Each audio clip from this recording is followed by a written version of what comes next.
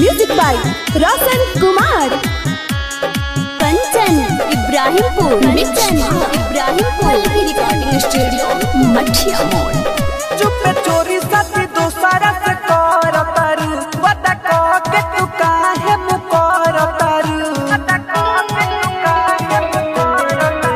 चुपे चोरी साथी दोसरा से कर तारू वदा कह के तू काहे मुकर तारू।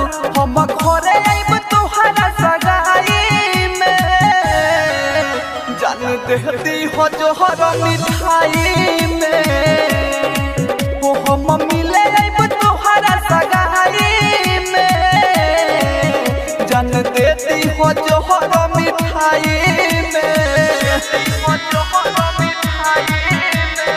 Music by Roshan Kumar.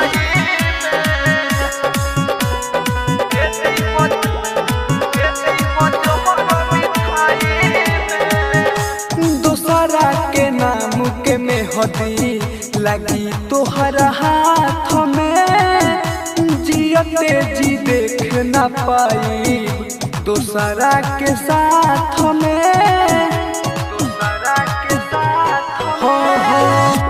दूसरा के नाम के मेहदी लगी तोहरा हाथ में जियते जी देख न पाई दूसरा के साथ में। काहे हमसे बनावतारू दूरी हो बोला ये तना का बावे मजबूरी हो। ढहलू हुए गरीब के खाही में जान देहती हो जोहर मिठाई में। हम मिले आइब तोहरा सगाई में जान देती हो जोहर मिठाई में। कंचन इब्राहिमपुर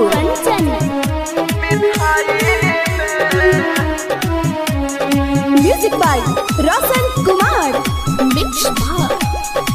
रिकॉर्डिंग स्टूडियो मठिया मोड़।